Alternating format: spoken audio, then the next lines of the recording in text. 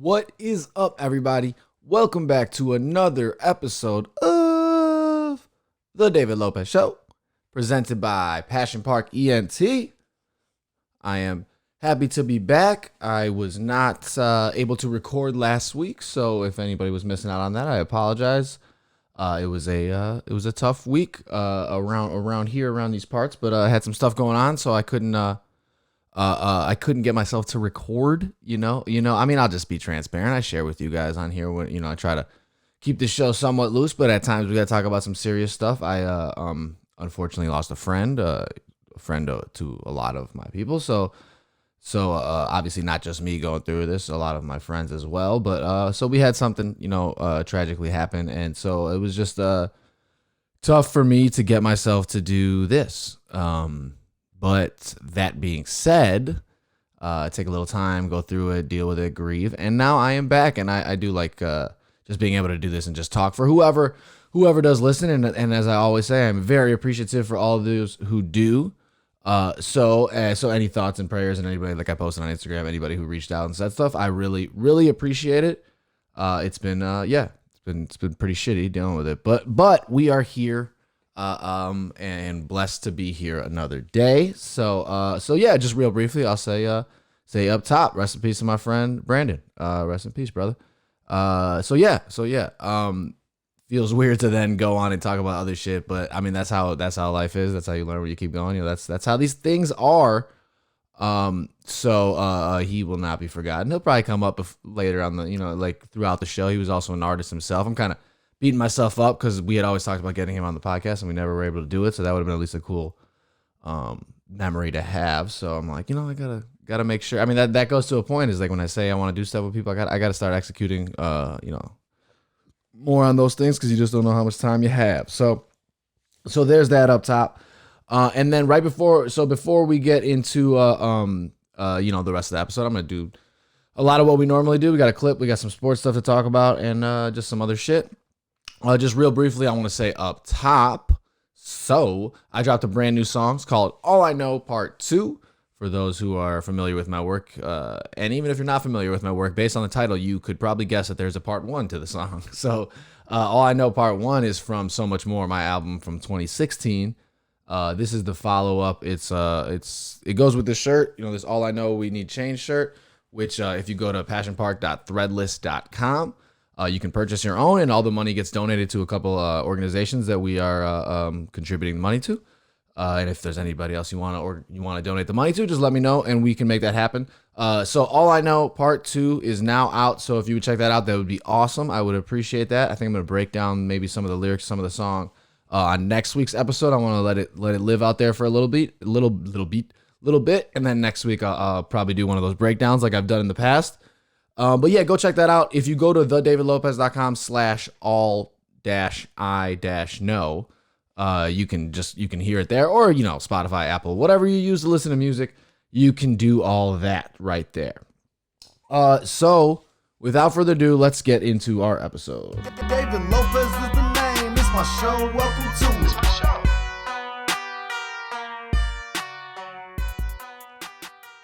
Here we go. And with everything going on, and just like, needing a good laugh, and not just with my own personal thing with my friend, but just like the world, obviously politics are fucking insane. Every time you turn the news on, it's some more shit, and then the coronavirus is coming back with a vengeance. It seems like the numbers keep going up and down everywhere, so it can be fairly depressing, right? So that's why I actually am enjoying doing these clips of the week. This show wasn't meant to, when I started this podcast, I didn't know what the hell it was. I was just trying to start a podcast, but it wasn't meant to be one of those shows where I just break down clips. But that being said, just once a week watching a stupid clip and just making me laugh. Like, I'm not even gonna break this shit down. This one has just made me crack up. My wife showed me this, and it's had me laughing. So let's get into our clip of the week. This one is one of those TikTok challenges. I have like a compilation video. It's like 5 minutes. I'm just playing like a couple of them because they're so fucking funny. If you haven't seen it yet, or if you're just listening, it's called the purse challenge or the bag slap challenge. Essentially what happens is in the car, you're trying to get something from the back seat, and you purposely but accidentally try to, or you hit the person in the passenger seat. And I mean, I'm just gonna shut the fuck up and play a couple of these and try to laugh a little bit with y'all. That purple gang, no, we definitely into that purple gang out. No. Oh my God. Oh, you look so pissed. Yeah, bro, I'm still here. What's up? She slapped him. No. Whoa! What are you doing? Hold up. What are you? I didn't know the last one was coming. That was amazing. All right, one more. Oh. Oh, wait, it's not in here. Oh my God, that kid just got a concussion. All right, that's it. You get the point. There is just like 100 of them, and people keep doing them, and it is. I can watch those for a long time. It's pretty fucking funny. My wife kind of tried this on me, but we had already been watching these, so I kind of already knew. And but funny enough, she did it to me real quick, but she wasn't recording. And I actually didn't notice, like I didn't put it 2 and 2 together, like that this challenge is it because we've been watching this. I didn't even put it together. But it's so fucking funny. That, you know what? TikTok is not something I go on that often. I've only made a couple TikTok videos. Maybe I should do more of that to get my music out there more. But once in a while, I mean, shit, a lot of these clips I've been showing have been from TikTok. They come through with some funny shit. TikTok will make me fucking laugh. So shout out to the purse challenge. Whoever came up with that, really funny concept. Maybe not the safest. I'm going to keep hitting people in the head. Try not to make it the hardest object, you know. But and see, that's the thing. A lot of these girls are doing it with their purse. I mean, I know, like my wife's purse, she hits me in the head with that purse hard enough, I could go down. Like that motherfucker has some serious weight to it. There's a lot of shit in there. So like, yeah, you know, I don't know, be safe with it, but it's a funny idea. I fucking love it. This shit has been, oh man, just great. So that was our clip of the week. Oh man, I'm still, I want to watch, I might just have to watch that whole video later. Doesn't make for great podcasting, I don't think, just watching a 5-minute compilation video where I'm just laughing and not breaking down anything. But so maybe just I'll do that later. But hopefully you enjoyed that. Hopefully you got a laugh out of that. All right, I got my notes here for this podcast episode today. You know, you might notice if you watch this on the tubes of views, the YouTubes, like I seem to have a different setup almost every single episode. I think this is the setup we're gonna go with for the time being. Though I've rearranged the office entirely and I like this more plain background here. Just, you know, I'm trying to, whatever. If you got any notes on what you think, just let me know. But this is a new setup once again. All right. So I got some fun stuff. Well, I got all sorts of stuff I want to get into today. But before I get into some sports stuff, I just got to briefly mention, because it was weird not to mention it. I was going to talk about it, I think last week and the previous week, and I just didn't get a chance to. You know, like the cancel culture obviously has been around for, you know, a little bit now. People are saying, you know, we're going to cancel him, we're going to cancel them just for, you know, when some story comes out. And a lot of them have been rightfully so. People have been just doing shitty stuff and finally getting caught for it. And all that stuff matters. But without getting too deep into all of that and the specifics of some of those details, it's just been, it's almost, I don't know, it's even ramped up to a certain extent because they're now coming after a lot of people who most people wouldn't have thought, I don't know, just wouldn't have thought would come after. You know, however the hell you say that, the people wouldn't thought would be the victims or the victim. You know, they wouldn't thought that they would be then a part of the cancel culture. Like you wouldn't have thought it. And for me, it's funny because it's three people that these three that I just am saying is because it came up, but they also came and went. So I think that's what's interesting about them is that a lot of these things are trending on Twitter for a day. Like the other day was cancel Jamel Hill. She wasn't one of the things I was one of the people I was gonna talk about, but. It was canceled Jamel Hill, and that was just like for a day on Twitter, and then it just like went away. And I don't know, like I don't know what's going on anymore. Like they're just like it's almost like now their cancel culture is gonna lose steam because I feel like they're just like the boy who cried wolf if you just keep doing it. Like obviously there's ones that are justified, and there's people that have done tons of shitty shit that are now coming out, but there's all these weird ones too that people are just like saying cancel them, and then a day later they're like whatever. So for me it was like J. Cole, the J. Cole one. People were trying to cancel him because he had the little brief little dispute with No Name. Shout out to No Name Chicago. But it was more, I mean, in my opinion, it was a conversation. There shouldn't have ever been, I mean, and you have every right to disagree with J. Cole's with his song and with his intention for, you know, how he dropped it, whatever. You can disagree with it, but I just don't think it was ever even a beef, or to the point where people were like, cancel J. Cole for releasing a song where he was trying to have a conversation. I don't know, man. This shit is just so toxic. It's not right. Like, why are you gonna cancel an artist who's clearly beneficial for the hip hop community? Like, he hasn't, you know what I mean? He's like one of those. He's one of the ones that everybody says, like, you know, Cole, like he means well. He's done a lot for rap. Like, so I don't know. He just seems like a weird one to attack. And then obviously that shit blew over. Like, that shit was going on for like a day, and then everybody's like, whatever. And then fucking yesterday or the past couple of days, now I'm seeing more people say like shit about No Name and say like, you know what? Now I'm thinking J. Cole was right. Like, No Name, blah, blah, blah, blah, blah. I'm not even trying to get into the actual specifics of the situation. I'm just saying, look at this shit. Like, look at it from an outsider's perspective, like a week later or whatever. It's like, yo, you trying to cancel the one dude who's a hip hop legend right now, one of the best or one of the most popular artists in the game. And then 2 days later, you're then taking back on his side and going against the other person that he was supposedly going against when it wasn't really even a beef in the first place. It's just so stupid. Like, it's just like and I think the majority of people, it's like the silent minority that do this on Twitter and shit. Although that silent minority with all this time on their hands is now becoming maybe the majority. Like, everybody's on Twitter saying shit. Like, whereas before I think it was just a couple loud people. Now I think people got so much time that everybody's on social media saying shit. So I mean, that shit got enough. It was like, what the fuck? And then Joe Rogan, they were talking about canceling Joe Rogan. And look, I get, and these are the reason I bring up these three people that I'm talking about are because they're all people like I listen to. Like, J. Cole is one of my favorite artists. I've always said that. If you know my music, I've always said he's one of my biggest inspirations. Rogan, I just listen to his shit a lot. I mean, whether it be for his guests or for his jokes, or I mean, it's not even really, I mean, whatever. I never really listened to his stand up that much. I'm not even trying to distance myself from him because I listen to his podcast.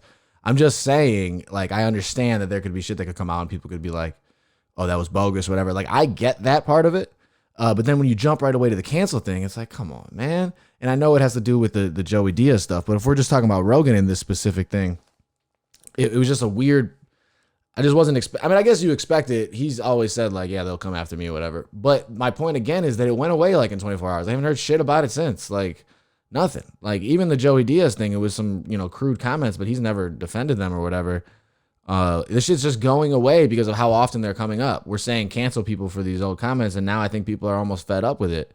And then the third one is Bill Simmons, who I didn't even know. Like, I listen to him, you know, for sport. He's like my sports podcast that I'll go to a lot if it's not Waddle and Sylvie. Shout out to them. But I listen to him a lot, and then I didn't even know that there was a cancel Bill Simmons thing going on out there because they're saying, I don't know, a bunch of stuff about him not hiring enough minorities. I mean, I would have to look more into the cases. I specifically was just so much like, wow, it's funny. Like, oh, this was the week that they get to attack all the people that I listen to. Like, what? And it's all blown over. I mean, maybe they'll come back. And look, if they've done fucked up shit, I'm not here trying to defend them or whatever. Everybody's done fucked up shit. I just am specifically the cancel culture idea, man. It's just, I just hate it. It's not beneficial for, it's not the right way to communicate. It's not beneficial for anybody. It's just, I don't know. It's just stupid. It's just all fucking stupid, in my opinion. But, well, of course it's my opinion. It's my show. I'm the one talking. Yes. In my opinion is a funny phrase that we say because it's like, I'm saying it. So yeah, it is my opinion. Well, I guess if you're saying it's like, you're not saying it's matter of fact. It's in my opinion. All right, whatever. All right, let's move on to some sports stuff. All right, so that was my rant on the cancel stuff. It's funny because I wanted to talk about the J. Cole thing. I didn't get a chance to. And then I wanted to talk the next week because the Rogan thing happened, and I just didn't want to record last week with everything. And then the Bill Simmons thing, and it's like, oh, so now it's like, all right, I did wait 3 weeks to talk about it, and it's kind of good because it's all these people have now added up. And there's probably going to be another one next week that's added up, and maybe another one following. It's just going to constantly happen, especially with all this time on everybody's hands. So hopefully the next person to be canceled isn't somebody that you enjoy. Or if they even really can't be canceled anymore. It's like not even happening. People aren't even happening anymore. All right. Let's move into some sports stuff. Are we going to play sports? Is this going to happen? Who knows? Anything's possible. Anything's possible. Anything is possible, but who knows? We're not looking super promising right now. If I had to put money on one sport that I think will play, it's the NBA because they're creating the bubble and they have the least amount of players out of all these professional sports in reality. I mean, there's only 302 NBA players. That being said, or 302 NBA players that would be reporting to this dome because there's only 22 teams that are going. That being said, though, there's a lot of tests that are coming back positive. A lot of people who are backing out now and saying they don't want to play. The team that really has the most guys, it seems, is the Nets, and the Nets are going to be in. They're a playoff team, despite not having Kyrie or KD. They have like 6 guys who can't go. It's like a bunch of they might as well just not bring their whole team. So I mean, this is really going into my original idea of the replacements in Biodome, in the Biodome. But yeah, so I mean, it's going to be curious to see. I know Avery Bradley just backed out for the Lakers, although they did sign J.R. Smith instead. I don't know if my playoff predictor that I made a couple of months ago is going to come to life, because I think some of the playoff seeds might switch around with these 8 games before, but who knows? Maybe it'll be pretty much center. But I didn't know, all these players were going to switch around. I didn't know the Clippers were going to sign Joakim Noah. All these weird factors. The Lakers not having Avery Bradley could be a real factor though down the stretch. He's a lock-up perimeter defender, and in the playoffs that could matter. I mean, I just want to see how this is going to go. Austin Rivers came out with a comment yesterday because everybody's talking about how there should be an asterisk on this title, and I've been saying that in all honesty. And he's saying, yeah, maybe an asterisk, but the asterisk should be that this is going to be the most difficult championship that anybody's had to have. I mean, with everything that's going on in the world, taking 4 months off in the middle of the season, coming back and winning a championship would be more challenging than your regular championship. And I think that's an interesting perspective on it as well. And should be noted. I mean, that's true. This is not a normal thing for these athletes to be doing. Taking months off, coming back. You could look at it as rest, but I mean, rust versus rest. Rust versus rest. I don't know. That's my question there. So we'll see about that. And then obviously I think the NBA has a better chance because they're just doing the dome thing. No fans. We're not even worrying about that. Whereas these other sports, we're talking legitimately about, are we going to have fans? The baseball, they're going to play a 60-game season. But the rules for fans are going to be state by state. So you might go to a Cubs game and have 20% fans in the stands, and then you might go to Texas with everything that's going on there, and you're going to have no fans. Competitive advantage or not, that's just how it's going to be this year. Everybody's going to have to look back at 2020 and just know this was a weird fucking year. So whatever the advantages you might be looking at, it is what it is. It's 2020. It's the craziest year we've ever all lived with. In all reality, it really, really, truly is. And then finally, although I will be excited, I'll be excited for any sports and all, to be honest. But I mean, like, during the middle of the summer, it's weird to not be able to just pop on a Cubs game or just any baseball game. Like, that's normally on in the summer. So it's weird. As my brother would say, it's weird that we don't currently have the material that we would normally nap to. A midsummer baseball game, like the 60th game of the season, nobody gives a shit about the game. That's nap material. That is prime nap material. You want to take a 2-hour nap. You put on a Cubs Pirates game in the middle of in the first week of August, and by that second inning, you're probably napping, and then you wake up in the 8th inning, you catch the last 6 outs of the game. That's how you do it. So I will be nice to have some baseball back in that regard with some new rules, the extra inning thing, man on second starting. Whatever. Let's watch it. I think baseball could use some new rules. Let's spice this shit up. Let's see what's happening here. They got the oldest fans in any sport. The average age of a baseball fan, I think, is 402. It's not young. So I'm curious to see how things are going to spice up with all that. And then the final thing I really want to talk about. There was one thing I'm gonna save this for next week though, but I'll just tease it right here. I think I'm gonna put a poll out on Instagram, and I'll see what people's answers are, and then we'll talk about it. Is that so NBA TV has been showing a lot of old games. Recently this week they've been showing that the Raptors Warriors championship, from last year. And I guess I had kind of forgotten or just not thought about the fact that Game 6 in Golden State, they're down by 2, and there's 16 seconds on the clock, or are they down by 1? They're down by 1 or 2, 16 seconds on the clock. I think they're down by 1, and Steve Kerr draws up a magnificent play, and Steph really had a wide open look. Like, I mean, he's coming off a screen. It's not a flat-footed shot. He's fading a little off balance, but it's a shot he makes very regularly. I mean, the play was beautiful. It was the Steve Kerr. He threw it over the top of the D, and then Cousins bounces it back or gets it back as Curry comes off the screen. It's kind of similar like Brad Stevens. I think Thibodeau has done this play a lot. A beautiful play when you watch it, and you're just like, man, that's a shot he's got to make at his level and for being one of the best shooters of all time. And then they show the stat that in playoff games with like under 20 seconds, he's like 0 for 8 for go-ahead field goals.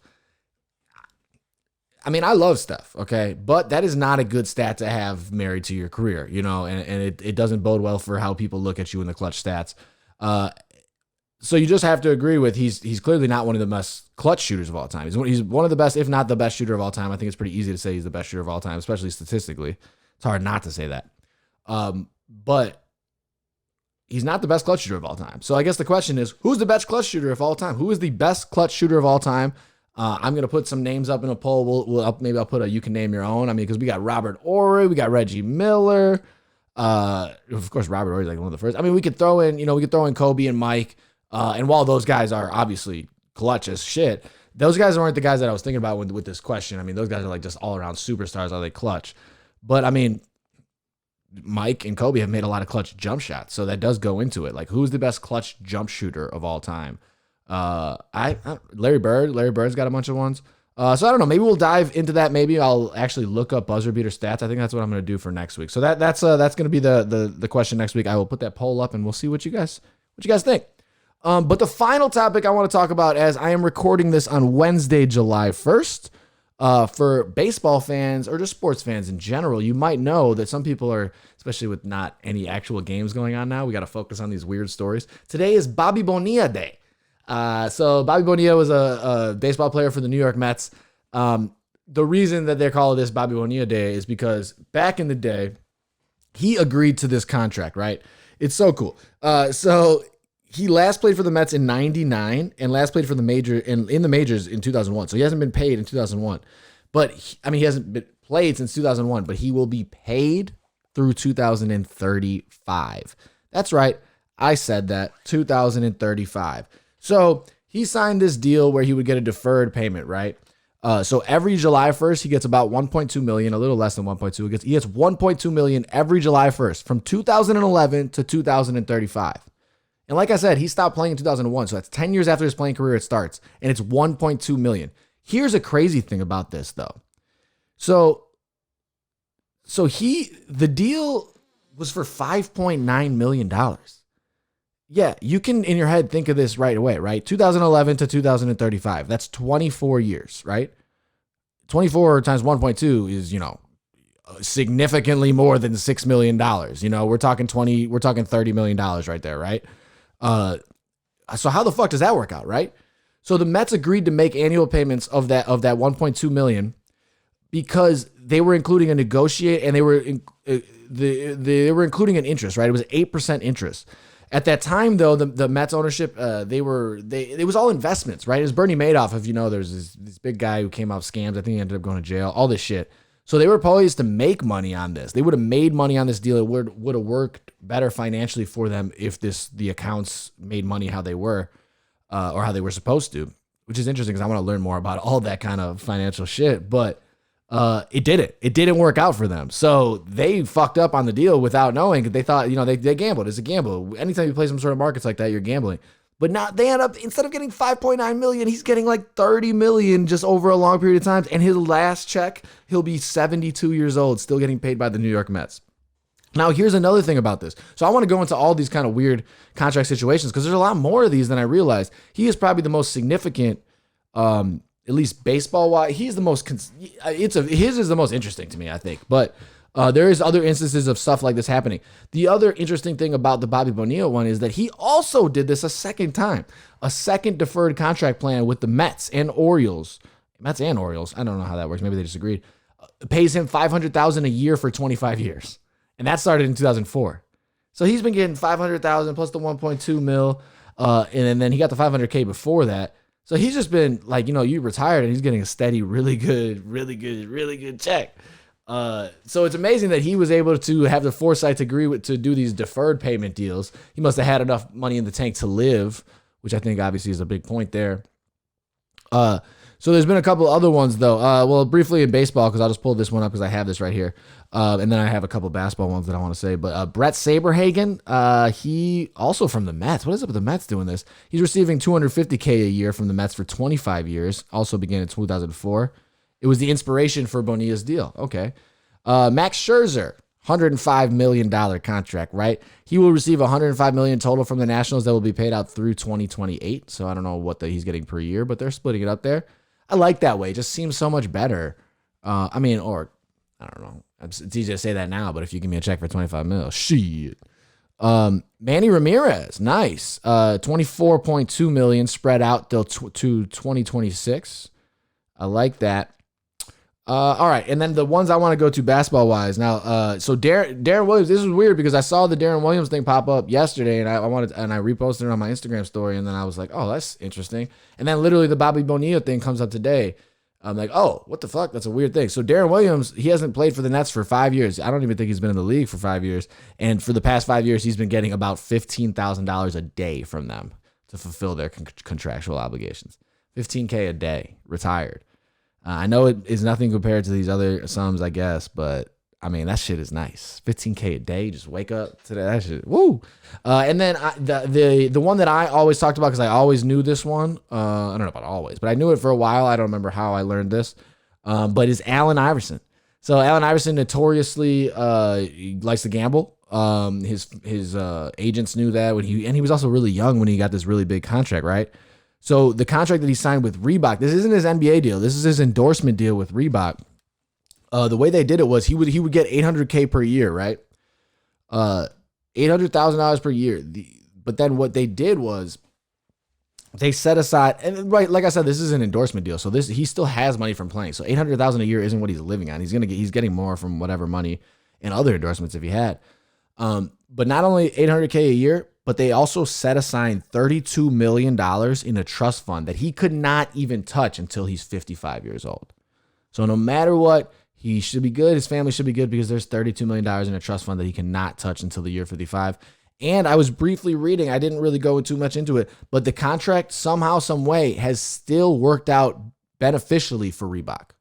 So however they figured it out, I mean, maybe agreeing upon the amount of money that they made via Iverson's shoes and how popular he was, it has actually worked out for them. So that's kind of an interesting thing there. But you shouldn't have to worry about him going broke. $32 million to set aside when he's 55. And I thought there was talks about him like having money issues when he was younger, but it's like, not really. It's there. So I think that's cool. I just thought I like that idea now knowing more. Cause I think about, especially now with the strike or the potential strike in baseball and all these things, you think about these guys getting like, game checks, like game by game checks, week by week checks, especially in the NFL. You have 16 weeks. Those are the only weeks they get paid for. They don't get, and training camp weeks, I think, and preseason, I believe. I don't think they're the same amount. But yeah, they only get paid for those games. But if you can set up a contract in a way where, say my contract is for $5 million and I just only want one this year for the next 5 years, you're going to pay me one a year. If the team agrees to that and it works out for them, it's a legit way for you to still have income coming in no matter what. So I thought that was cool.